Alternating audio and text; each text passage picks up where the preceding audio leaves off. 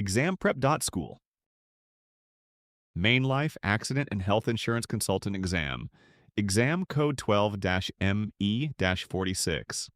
There are 5 practice exams in this series. This video covers Practice Exam 1. The first 20 questions are free. In this video, we will be covering the following major categories for Practice Exam 1. Maine insurance law common to life and health. Maine laws and rules, pertinent to accident and health insurance only. Maine laws and rules, pertinent to life insurance only. Types of life and health insurance policies, terms, related concepts, and provisions. Let's walk through the format. I'll read each question and its choices. Let's get started.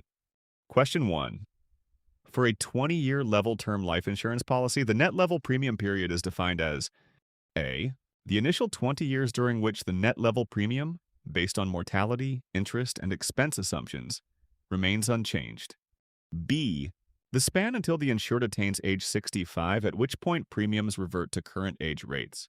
C. The period following the initial term, during which coverage may be renewed without evidence of insurability. D. The duration when the policy's cash value equals its death benefit. A countdown circle appears in the top right. Once it completes, the answer is revealed. You can pause at any time if you'd like longer to think. If you'd like additional practice covering more topics, see the description for our book.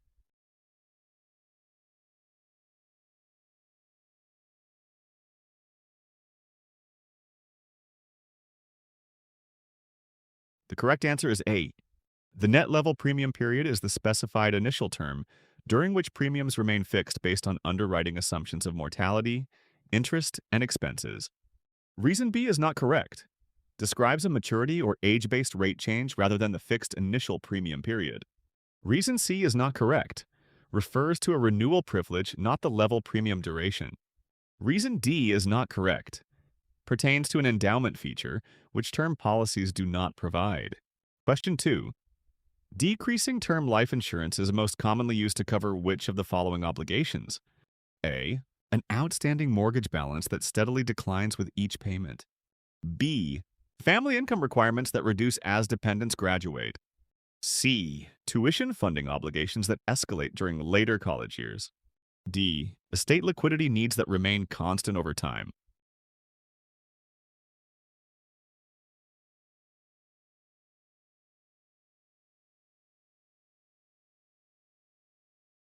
The correct answer is A. Decreasing term life insurance aligns benefit reduction with a declining mortgage balance, making it ideal for covering mortgage obligations over time.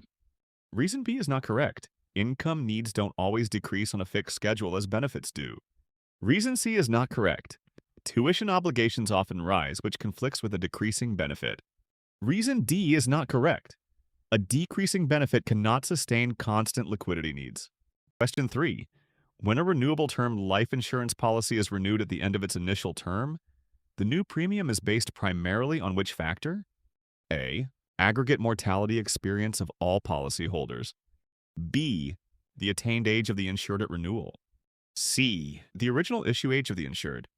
D. Length of the initial level premium period.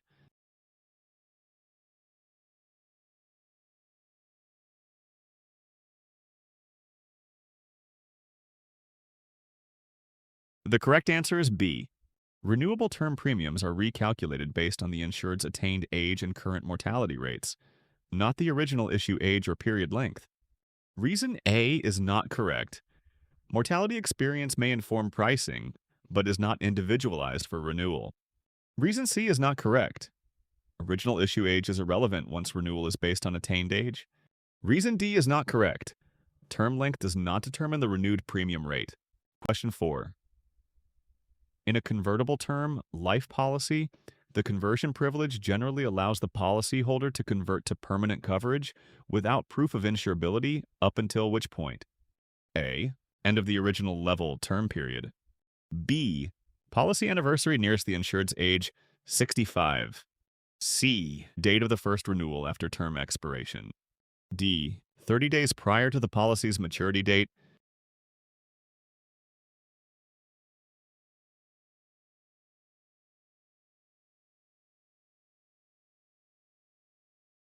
The correct answer is A. The conversion privilege typically expires at the end of the original level term, after which proof of insurability is required for permanent coverage. Reason B is not correct. Some policies mention age limits, but the typical cutoff is the term's end.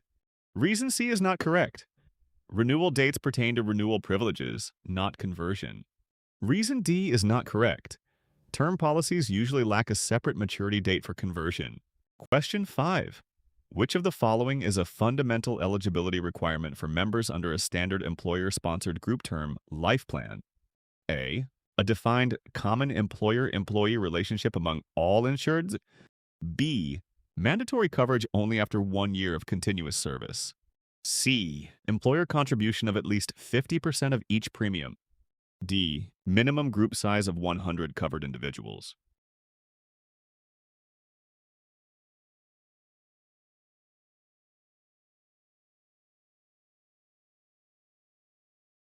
The correct answer is A. Group term life requires a natural grouping with a common employer-employee relationship. Service periods, contribution levels, and large group sizes are plan specifics, not fundamental requirements. Reason B is not correct. Service waiting periods are optional and vary by plan. Reason C is not correct. Contribution percentages differ by plan and are not universally required. Reason D is not correct. Group size minimums are often much lower and not standardized. Question 6. Laura has paid each fixed annual premium on her paid up at 100 whole life policy for 25 years. Which statement best describes how the policy's cash surrender value has accumulated? A. It is calculated by discounting the policy's net single premium to its maturity age. B. It is the difference between the gross premium and the cost of insurance charges. C. It reflects the total premiums paid plus any dividends declared. D. Advertising one's own policy with exaggerated benefits.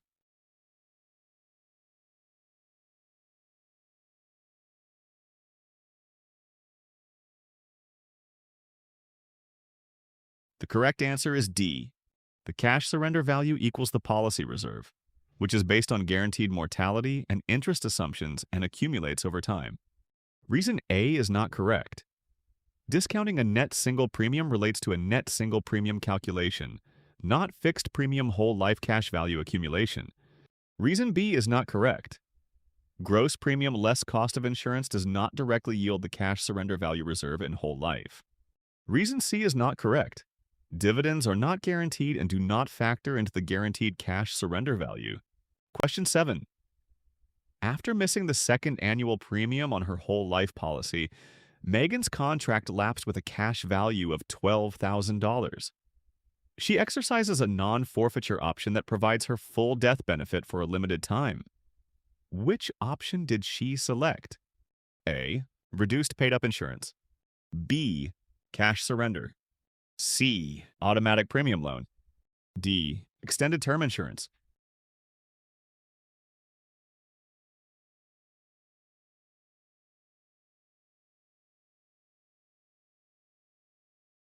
The correct answer is D. Extended term non-forfeiture uses the policy's cash value to purchase term insurance for the full original face amount for a limited period. Reason A is not correct. Reduced paid up provides a reduced face amount paid up policy, not full original coverage. Reason B is not correct. Cash surrender option converts cash value to a lump sum, not term insurance coverage. Reason C is not correct. Automatic premium loan uses a loan against cash value to pay premiums, not a non-forfeiture exchange. Question 8. Ben owns 2 whole life policies from the same insurer. A standard pay policy and a 20 pay policy, both with identical face amounts and issue ages. Which statement correctly compares their cash value accumulation during the first 20 years? A. Cash value in the 20 pay policy will accumulate faster and be higher by the 20th year. B. Cash value in the standard pay policy will exceed that of the 20 pay policy by the 20th year. C. Both policies will have identical cash values at the 20th year since total premiums paid are the same. D. The 20 pay policy's cash value will not begin to grow until premiums cease at year 20.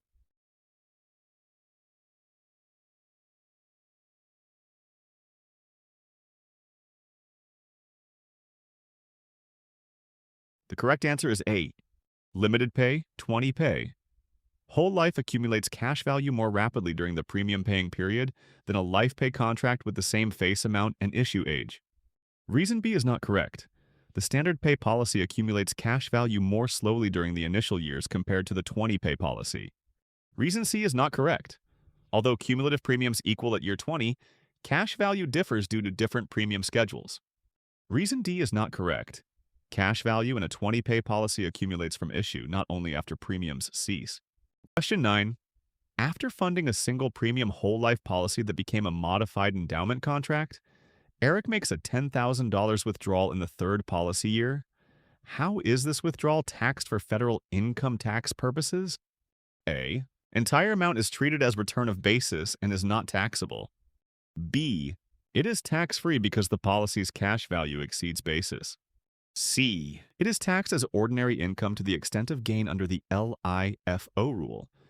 D. It is taxed as capital gain subject to favorable rates.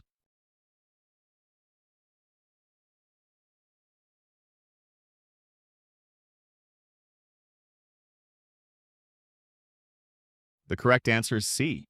Withdrawals from a modified endowment contract use the LIFO rule, so distributions are treated as ordinary income to the extent of gain before returning basis. Reason A is not correct. Basis is recovered after gains under the LIFO rule for MICs, not before. Reason B is not correct. Tax-free treatment applies only to non-MEC life policies up to basis, not MECs. Reason D is not correct. Life policy gains are taxed as ordinary income, not capital gains. Question 10. Sarah funds her universal life policy with varying premium amounts each year. If she skips a premium payment, what happens to the policy for that month? A. The policy immediately lapses due to non-payment of the scheduled premium. B. The unpaid premium is added to the next scheduled payment without penalty. C. The insurer suspends cost of insurance charges until the next premium is paid. D. The insurer deducts the monthly cost of insurance and expenses from the accumulated cash value.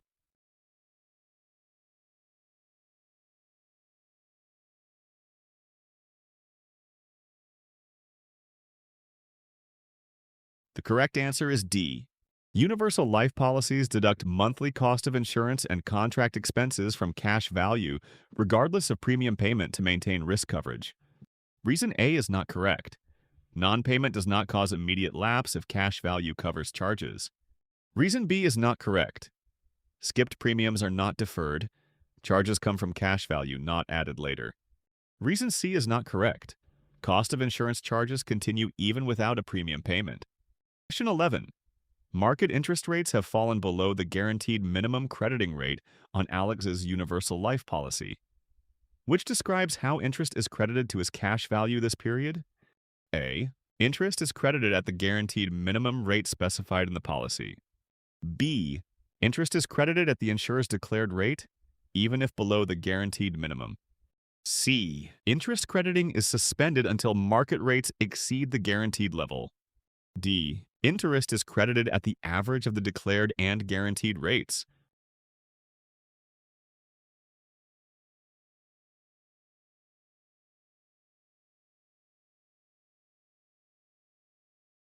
The correct answer is A.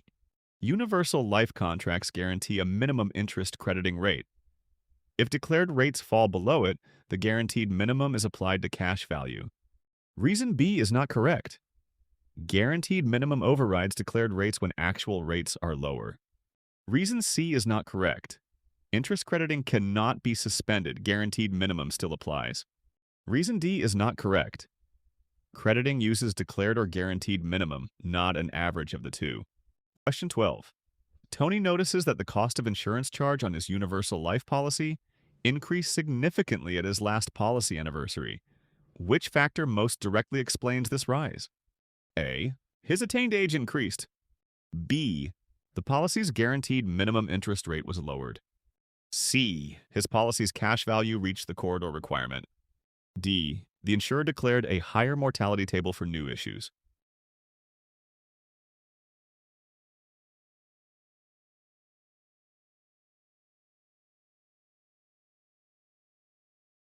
The correct answer is A.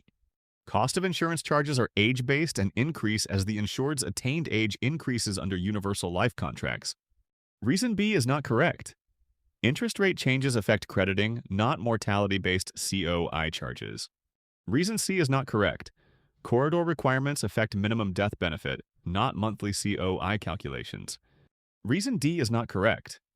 New issue mortality tables do not retroactively affect in-force COI charges. Question 13. Which statement accurately explains how the annual deductible functions under an individual major medical insurance plan? A. Preventive services are covered first by the insurer, and the deductible applies only to subsequent diagnostic and treatment services. B. The insurer initially shares costs at a percentage rate, reconciling any unpaid deductible amount at year end of the policy term. C. The plan requires meeting a separate deductible each quarter, then applies coinsurance to covered charges until the annual limit. D. The insured must meet the full annual deductible before the insurer pays for eligible services, except for certain preventive benefits.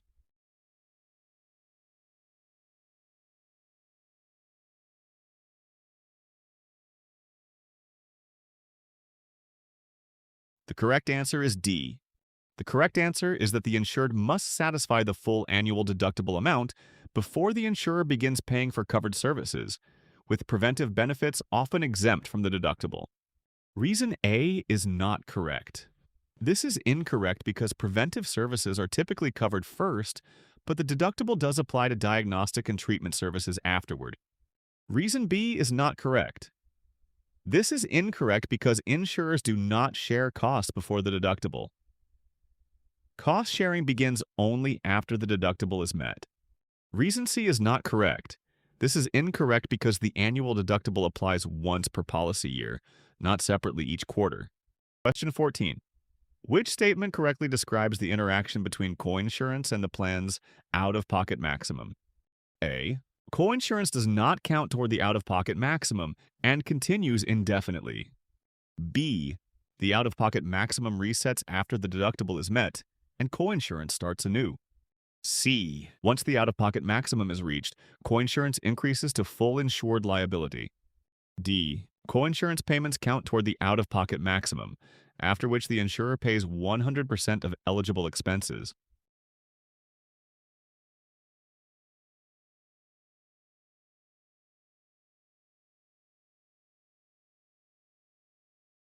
The correct answer is D.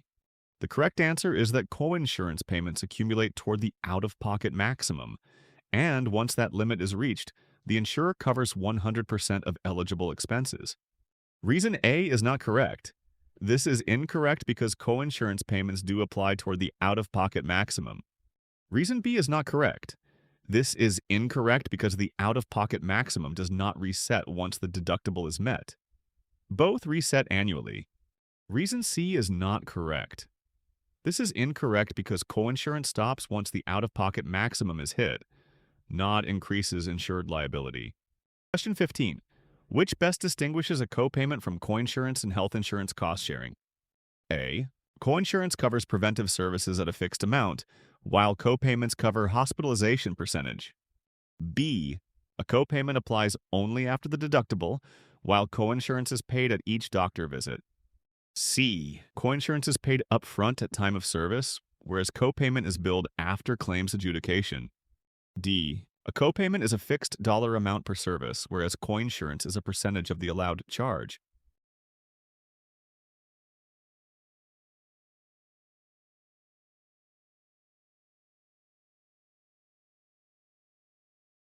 The correct answer is D.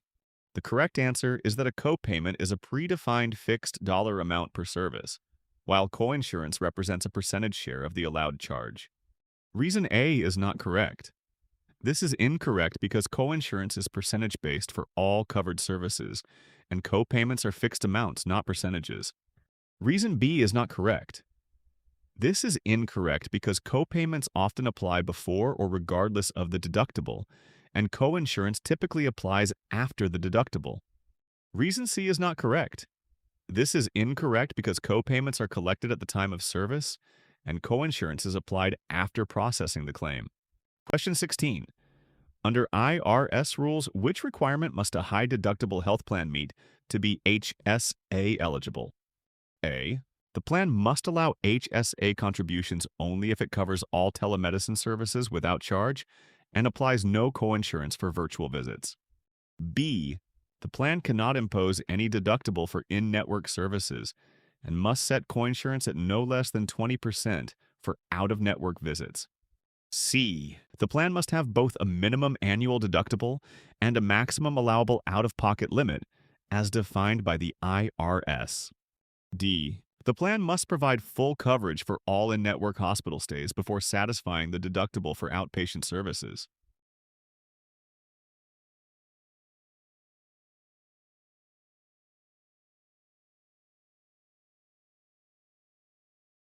The correct answer is C. The correct answer is that an HSA-eligible HDHP must meet IRS-specified minimum deductible and maximum out-of-pocket limits. Reason A is not correct. This is incorrect because telemedicine coverage requirements are not part of the IRS HDHP definition for HSA eligibility. Reason B is not correct. This is incorrect because HSA-eligible HDHPs can impose deductibles on in-network services. There's no requirement for a 20% coinsurance minimum. Reason D is not correct. This is incorrect because HDHP rules do not require full in-network hospital coverage before meeting the deductible. Question 17. A BC company sponsors a health plan that negotiates a discounted fee schedule with providers and applies 20% coinsurance for in-network services versus 40% coinsurance for out-of-network services. Which feature best reflects the plan's network incentive structure? A. Providers receive a fixed monthly payment regardless of service utilization. B. The plan uses a discounted fee-for-service schedule and reduced member coinsurance for in-network care. C. Enrollees must obtain referrals from a primary care physician before specialist visits. D. Providers are reimbursed based on usual, customary, and reasonable charges without network discounts.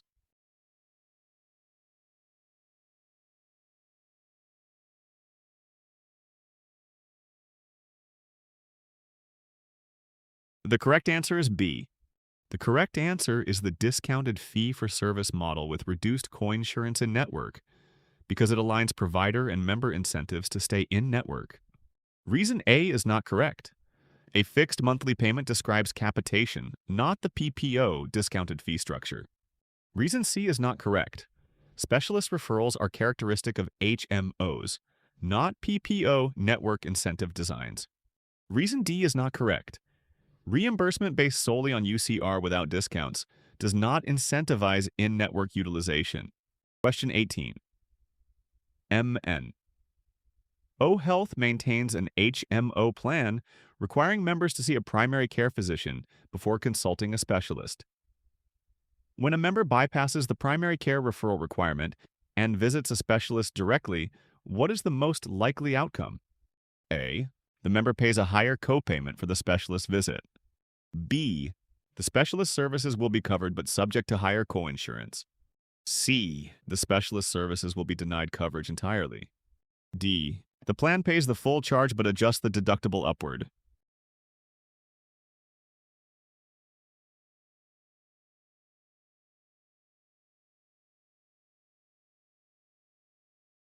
The correct answer is C.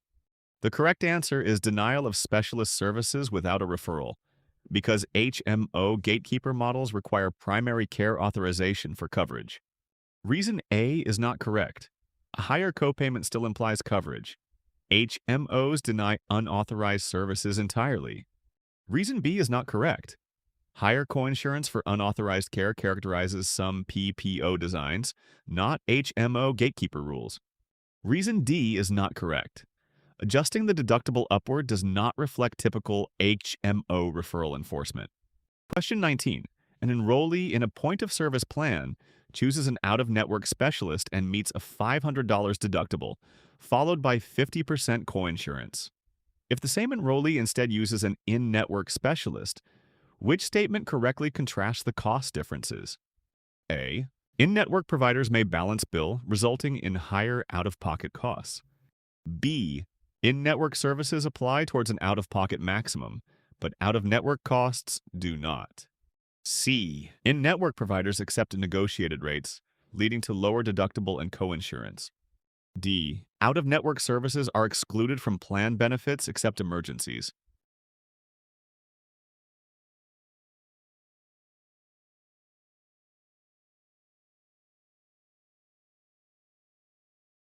The correct answer is C.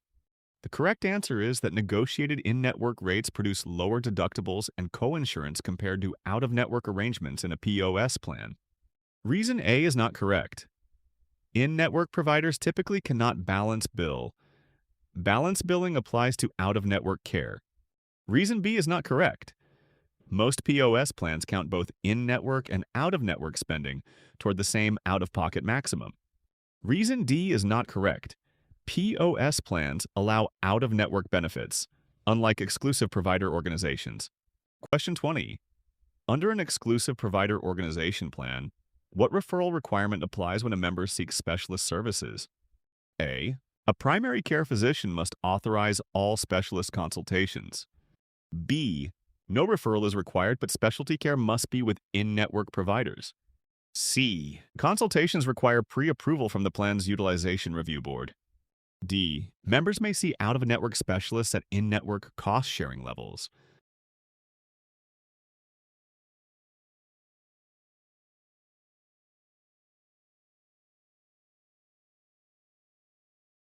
The correct answer is B. The correct answer is that EPOs permit direct access to specialists without referrals, but limit coverage to in-network providers. Reason A is not correct. Gatekeeper referral requirements apply to HMOs, not referral-free EPO designs. Reason C is not correct. Pre-approval by a utilization board is not the same as a PCP referral requirement. Reason D is not correct. Out-of-network specialists typically are not covered under an EPO, even at network rates. Enjoyed this practice test? Tap like, hit subscribe, and share it with a classmate. Got a question we should tweak? Comment below, we read them all. Find full practice exam books in the description or at ExamPrep.School.